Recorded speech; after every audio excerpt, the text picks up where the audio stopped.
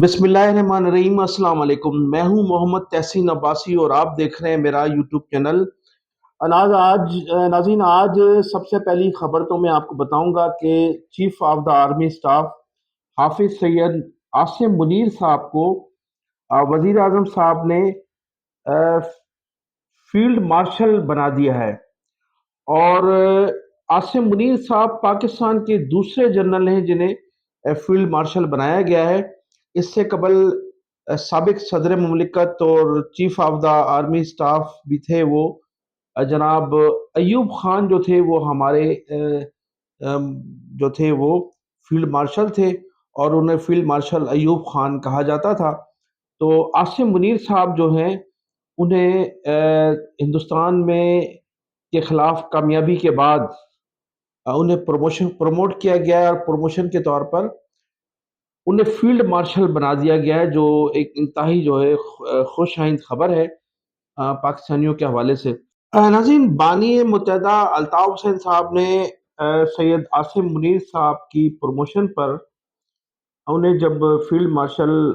बनाया गया है तो तबसरा करते हुए कहा है कि उन्होंने कहा कि मुझसे एक सहाफ़ी ने इस हवाले से सवाल किया कि सैयद आसिम मुनीर साहब को फील्ड मार्शल बना दिया गया है, तो मेरा उनको जवाब ये था कि ये मुल्क भी मेरा है और मुसल्लह अफ़वाज भी मेरी है।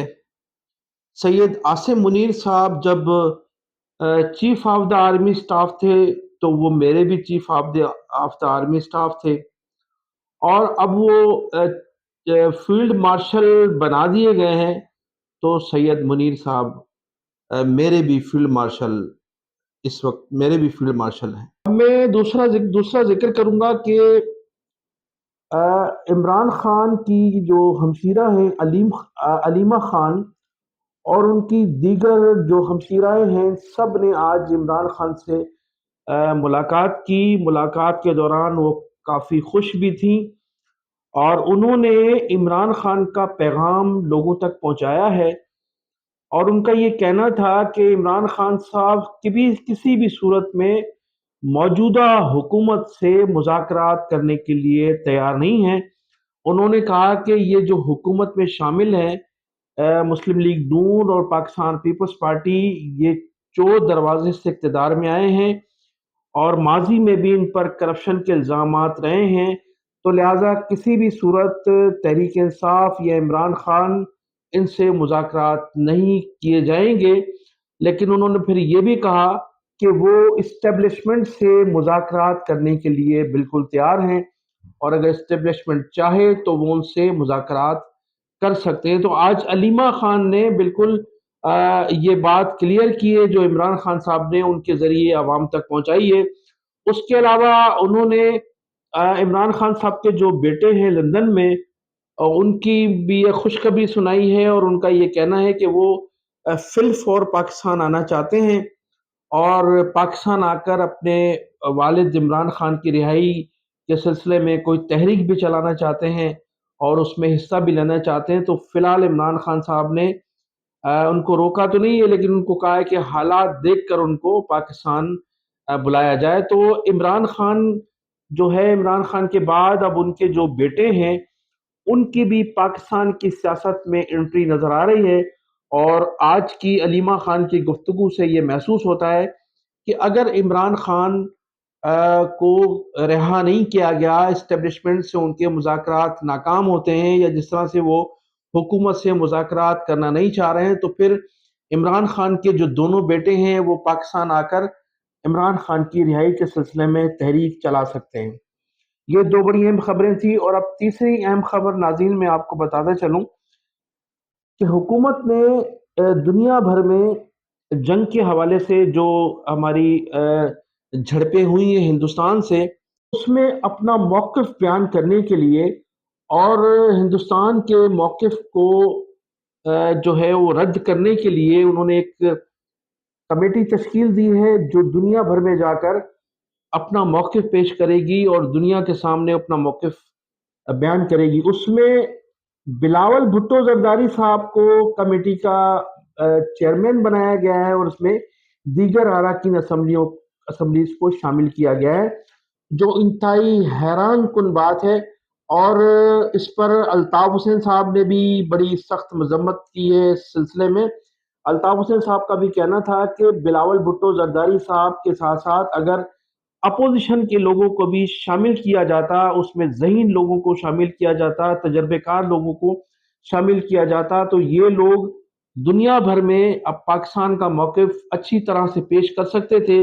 جبکہ بلاول بھٹو زرداری صاحب ایک نوجوان ہیں، ان کی سوچ میں اور تجربہ کار کی سوچ میں خاصا فرق ہے، لہٰذا اپوزیشن کے لوگوں کو نظر انداز کرنا انتہائی مناسب نہیں ہے، بلکہ قابل مذمت ہے۔ اپوزیشن کو بھی جس طرح سے ہندوستان میں اپوزیشن کے لوگوں کو شامل کیا گیا ہے دنیا بھر میں اپنا موقف پیش کرنے کے لیے یا مذاکرات کے حوالے سے، تو پاکستان کو بھی اپوزیشن کو نظر انداز نہیں کرنا چاہیے تھا۔ بلکہ ناظرین، تجزیہ نگاروں کا یہ کہنا ہے، اور ہمارا بھی کچھ ماضی کے حوالے سے کچھ اسٹڈی ہے، تو اس کمیٹی میں کم از کم شاہ محمود قریشی صاحب کو ضمانت دے کر رہا کرنا چاہیے تھا، اس کو شامل کیے جانا چاہیے۔ شاہ محمود قریشی صاحب 2 مرتبہ اس ملک کے وزیر خارجہ رہے ہیں، انہیں خاصا تجربہ ہے۔ شاہ محمود قریشی صاحب کو بھی اس کمیٹی کا ممبر ہونا چاہیے تھا، اس میں شامل کیے جانا چاہیے تھا۔ اس کے ساتھ ساتھ مشاہد حسین سید صاحب بھی بہت بڑی شخصیت کے مالک ہیں، بڑے ذہین ہیں، ملک کی اور بین الاقوامی سیاست پر ان کی کافی گہری نظر ہے۔ وہ بھی ایک ٹائم پر جو ہے پاکستان کی بڑی اہم پوسٹوں پر اپنی خدمات انجام دے چکے ہیں، تو ان کو مشاہد حسین سید صاحب کو بھی اس کمیٹی کا حصہ ہونا چاہیے تھا۔ اس کے ساتھ ساتھ ناظرین، پھر میں یہ کہوں گا کہ ڈاکٹر ملیحہ لودھی بھی پاکستان کی سفیر رہی ہیں امریکہ میں، اور ان کی بھی بڑی گہری نظر ہے پاکستان کی اور ملک پوری دنیا کی سیاست پر۔ تو ڈاکٹر ملیحہ لودھی، عابدہ حسین بھی پاکستان کی سفیر رہی ہیں، وہ بھی سینئر نہ صرف پارلیمنٹرین ہیں بلکہ سیاست پر ان کی بڑی گہری نظر ہے، بین الاقوامی سیاست پر۔ اس کے ساتھ ساتھ قصوری صاحب ہیں جو وزیر خارجہ رہے ہیں مسلم لیگ کاف کے دور میں، مشرف صاحب کے دور میں، اور وہ بڑا کٹھن مرحلہ تھا مشرف صاحب کے دور میں 9/11 کے بعد، جس طرح سے قصوری صاحب نے پوری دنیا کو ہینڈل کیا تھا، تو قصوری صاحب کو بھی اس اس اس کمیٹی کا ممبر ہونا چاہیے۔ تو یہ تمام سینئر لوگ تھے، ان تمام سینئر لوگوں کو اس کمیٹی میں شامل کیا جانا چاہیے تھا۔ الطاف حسین صاحب کا کہنا تھا کہ اپوزیشن کے لوگوں کو بھی اس میں شامل کیا جانا چاہیے تھا۔ تو یہ تمام لوگ، اگر یہ ذہین لوگوں کو اور یہ جو تجربہ کار لوگ ہیں ان کو شامل کیا جاتا، تو شاید اس کمیٹی کا رزلٹ جو ہے وہ بہت اچھا نکل سکتا تھا۔ اور ابھی بھی وقت نہیں گیا ہے، اگر ملک اور قوم کی خاطر ان تمام سینئر لوگوں کو اس میں شامل کیا جائے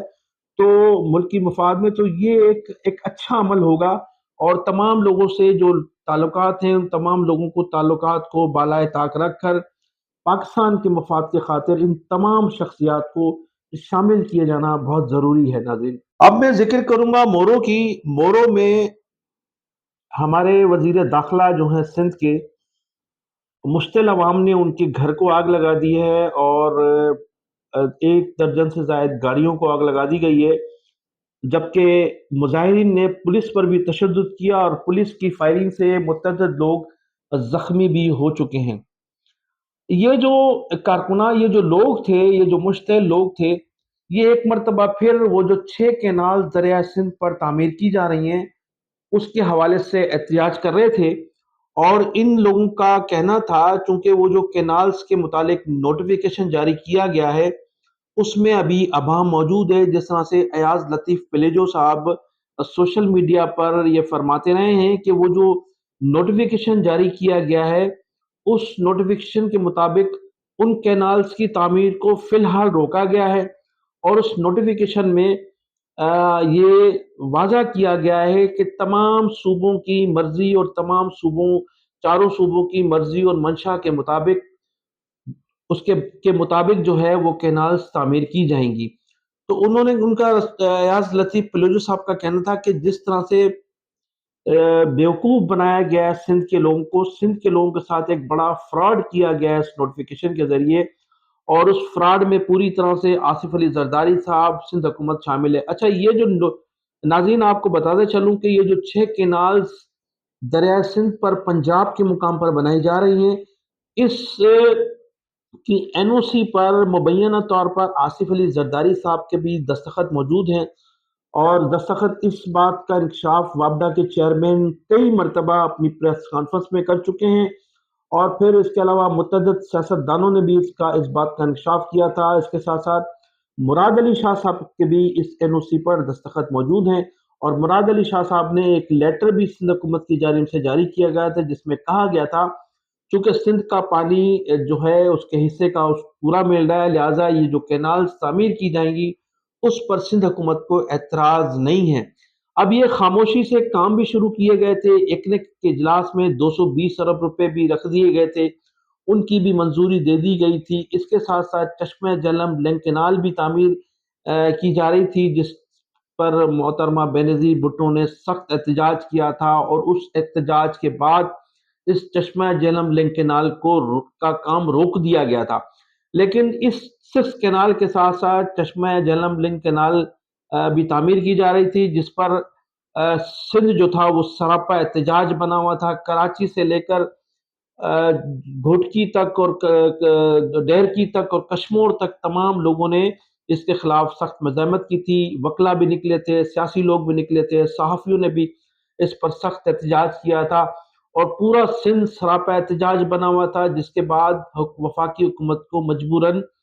یہ لولی پاپ دینا پڑا تھا سندھ کے لوگوں کو، کہ ایک نوٹیفیکیشن جاری کیا گیا تھا، اور اس نوٹیفیکیشن میں یہ تحریر تھا کہ یہ کینال جو ہیں فی الحال روک دی گئی ہیں، جبکہ ایاز لطیف پلوجو صاحب کا یہ موقف ہے کہ اس نوٹیفیکیشن میں ہونا یہ چاہیے تھا کہ یہ کینالز نہ صرف روک دی گئی ہیں بلکہ ان تمام کینالز کو کبھی بھی تعمیر نہیں کیا جائے گا۔ اس سلسلے میں الطاف حسین صاحب کی بھی بڑی تفصیلی پریس کانفرنس تھی، پریس بریفنگ تھی، جس کے نتیجے میں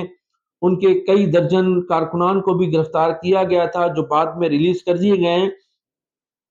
تو اس حوالے سے سندھ کے لوگ جو تھے، جب ان کو آہستہ آہستہ یہ معلوم ہوتا جا رہا ہے کہ وہ جو نوٹیفیکیشن تھا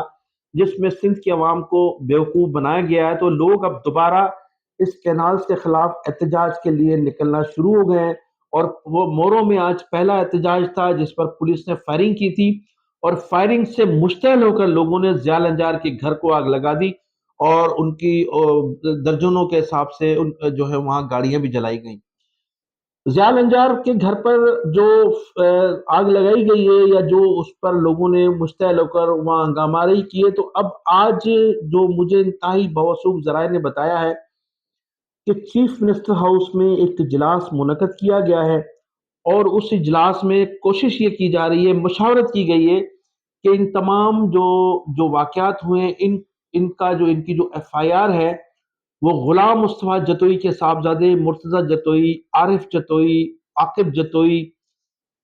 اور مسعود جتوئی کے خلاف اس کی ایف آئی آر درج کی جائے، اس لیے کہ اس سے قبل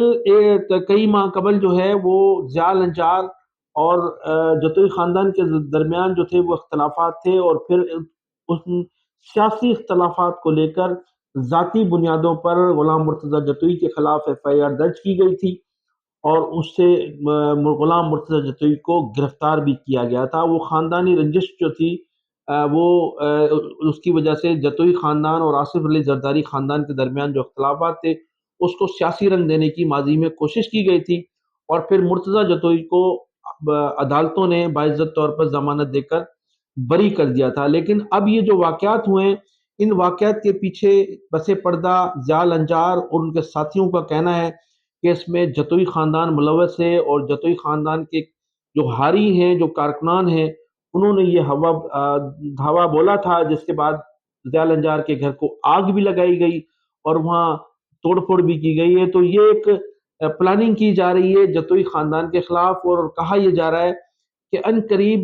آئندہ 48 گھنٹے یا 24 گھنٹے کے دوران یہ جو ایف آئی آر ہے وہ جتوئی خاندان کے خلاف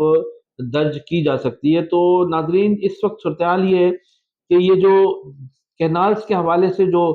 احتجاج ہوا تھا موروں میں، اب وہ آہستہ آہستہ دوسرے شہروں میں بھی پھیلتا جا رہا ہے۔ ابھی اطلاع ملی ہے کہ رانی پور میں بھی اس سلسلے میں احتجاج کیا گیا، جس کی وجہ سے نیشنل ہائی وے جو ہے وہ بند کر دی گئی ہے، اور نیشنل ہائی وے پر ہزاروں گاڑیاں اس وقت کھڑی ہوئی ہیں۔ کراچی اور کا جو رابطہ ہے وہ دوسرے شہروں سے بالکل منقطع ہو گیا ہے۔ تو میں اب انہی الفاظ کے ساتھ آپ سے اجازت چاہوں گا کہ آپ میرے چینل کو سبسکرائب بھی کیجیے گا، کمنٹ سیکشن میں اپنی قیمتی رائے کا اظہار ناظرین ضرور کیجیے گا۔